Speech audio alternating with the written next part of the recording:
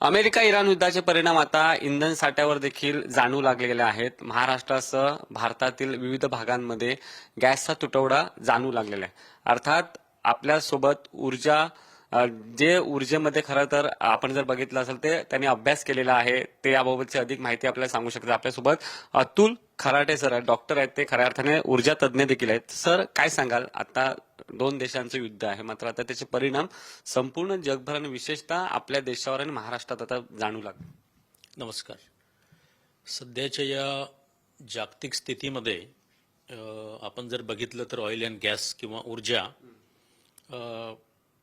या क्षेत्रावर याचा खूप मोठा परिणाम झालेला आहे. त्याच्यासोबत सोबत इतर क्षेत्रांवर त्याचा परिणाम होत आहे. पण आपण दोन जागतिक युद्ध बऱ्याच वर्षापासून सुरू आहेत. त्याच्यामध्ये इतर काही अजून काही देशांचे वादविवाद आहेत. आपण सद्यस्थितीमध्ये जर बघितलं तर एकंदरीत आपल्याला असं वाटतं की ही लढाई वेगवेगळ्या देशांमध्ये ऊर्जेकरता आहे. तर एक प्रकारे याला म्हणता येईल की war for oil and gas और वॉर फॉर एनर्जी. आणि भविष्यामध्ये देशातली जी किंवा आंतरराष्ट्रीय स्तरावर जी आवश्यकता आहे त्या दृष्टीने हा प्रश्न मोठ्या प्रमाणात पुढे वाढेल असं जरूर वाटतं. सद्यस्थितीमध्ये आपण जर आपल्या देशाचा विचार केला, भारताचा, तर भारत हा जगातला 3ऱ्या क्रमांकाचा ऊर्जा क्षेत्रामध्ये त्याचा नंबर लागतो. म्हणजे आपलं कन्झम्पशन जे आहे ते 3ऱ्या स्तरावर आहे. अमेरिका, चायनाच्या नंतर भारताचा नंबर लागतो. या व्यतिरिक्त भारताची प्रोडक्शन कॅपॅसिटी पण जगातल्या 5 पहिल्या देशांमध्ये आहे. सद्यस्थितीचा जर आपण विचार केला तर भारताला या स्थितीमध्ये बऱ्याच प्रमाणात सप्लाय चेन मॅनेजमेंटचा डिस्टर्बन्सेस झालेला आहे. आपण क्रूड ऑइल जे की आपण प्रोसेसिंग करतो, त्याच्यापासून वेगवेगळे पेट्रोलियम पदार्थ बनतात, तर जवळपास 80% क्रूड ऑइल भारत हा देश इम्पोर्ट करतो. त्या व्यतिरिक्त नॅचरल गॅस जो आहे तो नॅचरल गॅस जवळपास 50% आपण इम्पोर्ट करतो. आणि एलपीजी जो आपल्या दैनंदिन जीवनामध्ये घरगुती त्याचा वापर होत असल्यामुळे आणि त्याचा वापर इंडस्ट्रियल आणि कमर्शियल सेक्टरमध्ये आहे, पण तरी भारतामध्ये 90% एलपीजीचा वापर हा डोमेस्टिक सेगमेंटमध्ये आहे, घरगुती सेगमेंटमध्ये आहे. त्याचा इम्पोर्ट जवळपास 60% आहे. त्याच्यामुळे त्याचा खूप एक मोठा परिणाम आपल्या देशांमध्ये सध्या झालेला आहे. सर, आपण जर बघितलं असेल तर घरगुती गॅस पण जवळपास 20 दिवसानंतर, म्हणजे बुकिंग केल्यानंतर 20 दिवसानंतर ते मिळत आहेत. कमर्शियल गॅस पूर्णपणे बंद केलेले आहेत. जर आपल्या देशात आणि विशेषतः महाराष्ट्रात परिस्थिती सुधारायची असेल तर नेमक्या काय उपाययोजना कराव्या लागतील? कारण आपण जर बघितलं असेल तर आता मुंबईचे विविध भाग असेल, मग तो कांदिवली असेल, पश्चिम उपनगर असेल, त्यानंतर इकडे जर ठाण्या साईडला तुम्ही गेलात तर रांगा बघायला मिळतात. ही परिस्थिती सुधारायला काय करावं लागेल? एलपीजी ची एकंदरीत कन्झम्पशन खूप जास्ती आहे आणि विशेषतः मोठ्या महानगरांमध्ये त्याची रिक्वायरमेंट पण जास्ती आहे. ती डोमेस्टिक रिक्वायरमेंट आहे, इंडस्ट्रियल आहे आणि कमर्शियल पण आहे. आपण जर बघितलं की या स्थितीमध्ये जेव्हा इम्पोर्ट डिपेंडन्सी खूप जास्ती आहे आणि स्ट्रेट ऑफ हॉर्मुझमध्ये जे आता इश्यूज झाले त्याच्यामध्ये आपल्या बऱ्याचशा शिप तिथे थांबलेल्या आहेत. त्याच्याबद्दल गव्हर्नमेंट ऑफ इंडिया आणि वेगवेगळ्या मिनिस्ट्रींद्वारे चर्चा सुरू आहे. तो प्रश्न मला असं वाटतं काही दिवसांमध्ये रिझॉल्व्ह होईल. आणि माझ्या माहितीनुसार जवळपास ज्या 20 शिपमेंट तिथे आहेत त्याच्यामध्ये 7 शिपमेंट एलपीजीच्या आहेत आणि 7 शिपमेंट ह्या क्रूड ऑइलच्या आहेत. त्याचं ट्रान्झॅक्शन एकदा सुरू झालं तर बऱ्याचशा प्रमाणात परिस्थिती निवडण्याकरता आपल्याला त्याचा फायदा होईल. पण आजच्या स्थितीमध्ये मला असं वाटतं की सगळ्यांना थोडंसं समजून घेतलं पाहिजे की आपल्याला एकदम पॅनिक करण्याची आवश्यकता नाही. आपण जरूर त्याच्यामध्ये सावधानता बाळगली पाहिजे. पण मला असं वाटतं हे जे मधल्या पिरियडमध्ये झालं की एकाच दिवशी काही लाखांवर बुकिंग झाल्या, 80 लाखाच्या वर बुकिंग राष्ट्रीय स्तरावर झाल्या, त्याच्यामुळे एकदम सिस्टममध्ये लोड आला. ह्या प्रकारच्या गोष्टी आपण अवॉइड करू शकलो असतो आणि आता पण आपण ते अवॉइड केलं पाहिजे. मला असं वाटतं एक प्रिकॉशनरी मेजर म्हणून जिथे बल्क कन्झम्पशनमध्ये एलपीजीची डिमांड किंवा कन्झम्पशन जास्त असतं अशा मोठ्या इंडस्ट्रीज, त्याच्यानंतर काही मिडियम स्केल इंडस्ट्रीज यांचं कन्झम्पशन जे आपण थोडंसं रिस्ट्रिक्टेड आता केलेलं आहे त्यांचा सप्लायज, ती सद्यस्थितीची आवश्यकता आहे. कारण त्याच्यामुळे आपल्याला डोमेस्टिक मार्केटमध्ये हिट होणार नाही. कारण बऱ्याचशा क्षेत्रामध्ये महानगरांमध्ये पाईप नॅचरल गॅस अवेलेबल आहे, पण सब अर्बन एरियाजमध्ये हा पाईप नॅचरल गॅस अवेलेबल नसल्यामुळे शहरी वातावरणामध्ये आपल्याकडे दुसरे इंधनाचे साधन आजच्या तारखेला नाही आहेत. तरी महाराष्ट्र गव्हर्नमेंटनी केरोसिनचा साठा उपलब्ध करून ठेवलेला आहे आणि वेगवेगळ्या प्रकारचे त्यांचे उपक्रम आणि ॲडवायझरी त्यांनी दिली आहे. मला असं वाटतं पॅनिक न करता आपण जर काही दिवस समन्वयाने याची रचना केली आणि एक सामाजिक जबाबदारी म्हणून जर सगळ्यांनी याला एक चांगला हातभार लावला तर आपण ही परिस्थिती अतिशय यशस्वीरित्या पार करू शकतो. सर, खरं तर आपण जर बघितलं असेल तर विशेषतः सोशल मीडिया सर्वाधिक लोकांचे जे मेसेज असतात मग आपण अफवा म्हणू शकतो.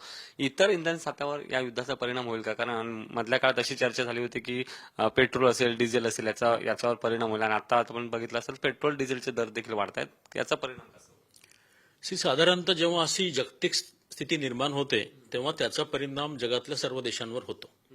आणि मला असं विशेष इथे नमूद करायचं आहे की USA, चायना, जपान आणि इतर युरोपियन देशांमध्ये पण पेट्रोलियम पदार्थाच्या किमती हे ऑलरेडी वाढलेल्या आहेत. त्या साधारणतः 5% पासून ते 30% पर्यंत वाढल्या आहेत. भारत असा देश आहे की आपण आतापर्यंत डोमेस्टिक कन्झम्पशनवाला LPG किंवा पेट्रोल आणि डिझेल जो सामान्यांच्या उपयोगामध्ये आहे रोजच्या त्यांच्या दैनंदिन आयुष्यामध्ये त्याच्यामध्ये काही बदल नाही. त्या व्यतिरिक्त जो इंडस्ट्रियल आणि बल्क कन्झम्पशनवाला प्रोडक्ट असतो त्याला त्याच्या किमतीमध्ये बदल झालेला आहे आणि मला असं वाटतं तो कालानुरूप आवश्यक आहे. तो होणे ही काळाची गरज आहे आणि त्याचा परिणाम थोडा इंडस्ट्रीला जरूर होईल. पण भारत हा एकंदरीतरित्या खूप इम्पोर्ट डिपेंडंट असल्यामुळे या स्थितीमध्ये हा निर्णय जो आहे मला असं वाटतं योग्य आहे. छोट्या उद्योगांना विशेषतः याचा परिणाम, कारण कमर्शियल गॅस बंद केल्यामुळे छोटे व्यावसायिक असतील, मग ते छोटे हॉटेलधारक असतील किंवा मग छोटे उद्योजक, त्यांना परिणाम बसतो आणि त्याचा आता फटका असा जाणवू लागलाय की जे वर्कर होते ते आता आपल्या गावी जायला लागलेत. कधीपर्यंत ही परिस्थिती नेमकी आटोक्यात येऊ शकते? साधारणतः पेट्रोलियम पदार्थांची इंडस्ट्रीमध्ये इन्व्हॉल्वमेंट ही खूप जास्ती आहे. कारण त्यांची इंडस्ट्रियल प्रोसेसिंग ही वेगवेगळ्या पेट्रोलियम पदार्थांवर किंवा गॅसवर किंवा नॅचरल गॅसवर आहे. आणि सद्यस्थितीमध्ये जेव्हा जागतिक स्तरावर अशा प्रकारची युद्धजन्य स्थितीच्या नंतरची आर्थिक स्थिती निर्माण झालेली आहे त्याच्यामध्ये आपण सामान्य नागरिकांना सगळ्यात पहिले प्रायोरिटी देणे आवश्यक असल्यामुळे इंडस्ट्रीला स्लो डाऊन करण्याची जी प्रक्रिया झाली आहे त्याच्यामध्ये त्यांना जरूर थोडासा त्रास मला असं वाटतं झालेला आहे. पण मला असं वाटतं काही दिवसांमध्ये जेव्हा आता आपल्या स्ट्रेट ऑफ हॉर्मुझ मधल्या शिपमेंट मूव्ह होतील आणि आपल्या जी थांबलेली सप्लाय चेन अरेंजमेंट पेट्रोलियम पदार्थांची आहे त्याच्यामध्ये गॅस पण मोठ्या प्रमाणावर आहे, ती एकदा झाल्यानंतर काही दिवसांमध्ये ही स्थिती निवडू शकते. पण याची सर्वस्वी जबाबदारी आंतरराष्ट्रीय स्तरावर युद्धजन्य स्थितीमध्ये काय होतं याच्यावर डिपेंडंट आहे. आणि आपण बघितलं मागच्या काही दिवसांमध्ये की खूप मोठे जे पेट्रोलियम पदार्थ निर्माण करणारे रिफायनरीज, गॅस कॉम्प्लेक्सेस यांच्यावर पण हल्ला झालेला आहे. आता जेव्हा या इन्फ्रास्ट्रक्चरला डॅमेज होतो तेव्हा हा अतिशय ज्वलनशील प्रकारचा प्रकल्प असतो. त्याला रिस्टोअर करणे, त्याची सगळी अरेंजमेंट परत सुरुवात करणे याला एक खूप मोठा अवधी पण लागतो. त्याच्यामुळे मला असं वाटते आपण अशी सगळ्यांचा प्रयत्न असला पाहिजे जागतिक स्तरावर की लवकरात लवकर हे सर्व युद्ध थांबावं आणि एकंदरीत सर्व जनसामान्य करता आणि इकॉनॉमिक ग्रोथ जी सर्व देशांमध्ये सुरू आहे, भारतामध्ये पण आपण आपली जी प्रगती आहे 6.7% वर आपला GDP मागच्या 6-7 वर्षांपासून आपण मेंटेन करत आहोत, तो पण सुरळीत चालण्याच्या दृष्टीने आणि आपली एकंदरीत देशाची प्रगती चांगली होण्याच्या दृष्टीने आपल्याकरता हे आवश्यक आहे की ह्या युद्धजन्य स्थितीचा लवकरच एक मला असं वाटते त्याचं काहीतरी सोल्युशन निघावं आणि ह्या सगळ्या गोष्टी परत सुरळीत व्हाव्या. आता शेवटचा प्रश्न, सर्वसामान्यांना ऊर्जा तज्ञ म्हणून तुम्ही काय आवाहन करा? माझी सर्व नागरिकांना विशेष विनंती आहे की एक सामाजिक जबाबदारी म्हणून आपण सगळ्यात पहिले सावधानता जरूर बाळगा, परंतु पॅनिक करण्याची आवश्यकता नाही.